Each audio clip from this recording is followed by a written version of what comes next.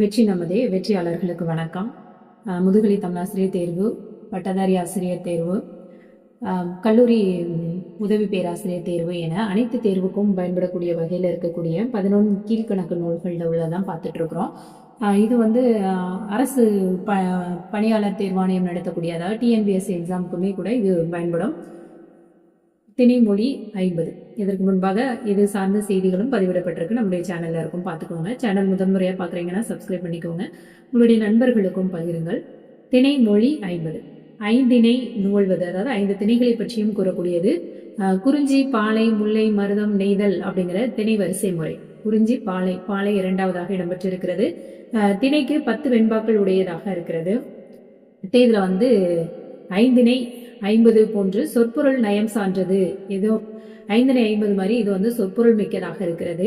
கிபி 5ஆம் நூற்றாண்டை சார்ந்த கண்ணன் சேந்தனார் அப்படிங்கிறவர் தான் இதை என்ன செஞ்சிருக்கிறாரு, பாடியிருக்கிறார். கண்ணன் சேந்தனார் அப்படிங்கிறவர் பாடியிருக்கிறாரு.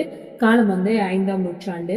திணைக்கு 5 பாடல்கள் வீதம், 5 திணைகளுக்கும் ஒவ்வொரு திணைக்கு 10 பாடல்கள் வீதம், மொத்தம் 50 பாடல்கள் இருக்கிறது. ஐந்திணை 50 அப்படின்னு பார்த்தோம் அப்படின்னா இது பதிக முறை அமையில என்ன செய்யப்பட்டிருக்கு, அமைக்கப்பட்டிருக்கிறது. இதுல இருக்கிற பாடல்கள்ல 46 பாடல்கள் வந்து இன்னிசை வெண்பா, 4 பாடல் வந்து நேரிசை வெண்பாவில் அமையப்பட்டிருக்கிறது. இந்த 50 பாடல்கள்ல 46 பாடல்கள் இன்னிசை வெண்பா, 4 பாடல்கள் நேரிசை வெண்பால அமையப்பட்டிருக்கிறது. அது மாதிரி இது வந்து திணைக்குரிய உரிப்பொருளுக்கு முக்கியத்துவம் கொடுத்து அமையக்கூடிய பாடல்கள் இதுல இடம்பெற்றிருக்கிறது. இல்லை, நமக்கு எடுத்துக்காட்டா ஒரு பாடல் கொடுத்திருக்காங்க. பவளமும் முத்தும் பளிங்கும் விரையி புகழா கொணர்ந்து புறவடுக்கும் ஒன்றில் தவழ்திரை சேர்ப்பன் வருவான் கோள் தோழி திகழும் திருவமர் மார்பு அப்படிங்கிற இந்த பாடல் இந்த திணைமொழி 50 இடம்பெற்ற பாடல். இது மாதிரி யாழும் குழலும் முழவும் இயந்தன வீழும் அருவி விரண்மலை நன்னாட அப்படிங்கிற செய்தி குறிஞ்சில இடம்பெற்றிருக்கிறது. அடுத்ததா பார்த்தோம் அப்படின்னா முறி பரலவாகி முரணழிந்து தோன்றி அப்படிங்கிற இந்த பாடலும் இதுல இடம்பெற்றிருக்கிறது. அப்புறம் செந்தாமரை மலரும் செல்வயல் நல்லூர அப்படிங்கிற பாடல் வந்து மாதிரி எந்த வரியும் இதுல இடம்பெற்ற ஒரு சிறப்புமிக்க வரி. வெம்சுடர் அண்ணானை யான் கண்டேன் கண்டனார் தன் சுடர் அண்ணாலை தான் அப்படிங்கிற வரியும் இதுல இடம்பெற்றிருக்கிறது. புகழ்பெற்ற வரிகள் இதெல்லாம். அப்புறம் வேலனார் போக மறிவிடுக வேலியும் பாலனார்க்கு ஈக, மதுவை விரும்பியவர்களுக்கு கொடுக்க வேண்டும் அப்படிங்கிற பொருள்பட இந்த பாடல் வந்து என்ன செஞ்சிருக்கிறது, அமைந்திருக்கிறது. இதுல இருக்கக்கூடிய முதல் பாடல் அப்படின்னு சொல்லி பார்த்தோம் அப்படின்னா புகழ்மிகு சாந்தெறிந்து புல் எரியூட்டி அப்படிங்கிறது தான் முதல் பாடல். நம்ம பார்த்திருக்கிற இந்த பாடல் தான் இந்த நூலினுடைய இறுதி பாடல். அதாவது திணைமொழி 50 இந்த நூலினுடைய இறுதி பாடல் இந்த பவளமும் முத்தும் அப்படிங்கிற இந்த பாடல் தான். காந்தல் மலர் வந்து எதை போன்று காட்சியளித்தது அப்படிங்கிற செய்தி இதுல இருக்குன்னா கையை போன்று காந்தல் மலர் இருப்பதாக கூறப்படுகிறது. அடுத்து மின்னல் எதை போன்று மின்னி நெளிந்தது, மின்னலுக்கு ஓமையாக இந்த நூல் எதை கூறுகிறது அப்படின்னா பாம்பு. அதுக்கப்புறம் உழுத நிலத்தில் இருக்கும் ரத்தின கற்கள் அதை நெருப்பு என்றெண்ணி காணவர்கள் வந்து என்ன செய்யறாங்களாம், கை நீட்டி குளிர் காய போறாங்களாம். உழுத நிலத்துல ரத்தினங்கள் அப்படி மின்னி கொண்டு இருக்கிறது அப்படிங்கிற செய்தியும் இதுல இடம்பெற்றிருக்கிறது. அதுக்கப்புறம் பார்த்தோன்னா குழலினிது யாழினிது அப்படின்னு சொல்லி இந்த குழல் அப்படிங்கிறது படியே யாழும் குழலும் முழவும் இயந்தன அப்படின்னு திணைமொழி 50 கூறுது. குழல் வழி நின்றது யாழே, யாழ் வழி நின்றது தன்னுமைன்னு சிலம்பு கூறுகிறது.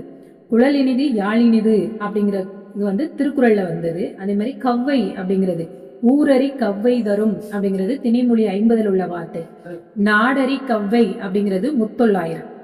ஊரவர் கவ்வை எருவாக அன்னை சொல் அப்படிங்கிறது குறள்ல வர்றது. இந்த கவ்வைங்கிற வார்த்தை இதெல்லாம் வருதுன்னு பாருங்க. அப்புறம் திருவாய்மொழியிலையும் ஊரவர் கவ்வை எருவிட்டு அன்னை சொல் அப்படிங்கிற வார்த்தை வருகிறது.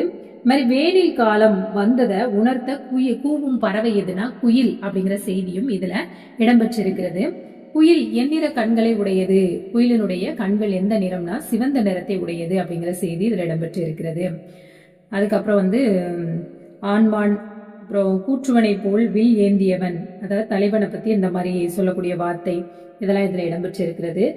காயாம்பூ செடியினுடைய பூ நிறம் வந்து மை போன்ற கருமை அப்படிங்கிறது முல்லை திணையில இந்த பாடல் இடம்பெற்றிருக்கிறது. குலமகளிர் முத்து பல் போல முருவழித்து அழகு காட்டுவது எதுனா குறுக்கத்தி பூ. குலமகளுடைய முத்துப்பல் போல உருவளித்து இருக்கக்கூடியது குறுக்கத்தி பூ அப்படிங்கிறது. பரத்தியர் பற்றிய செய்தி வந்து மருதத்திணையில இடம்பெறவில்லை. அதாவது இந்த இதுல மட்டும் மருதத்திணையில இடம்பெறவில்லை. குவளை மலர் நிறம் வந்து நீலம், காயாம்பூ செடியின் அது வந்து கருப்பு அப்படின்னு பார்த்தோம்.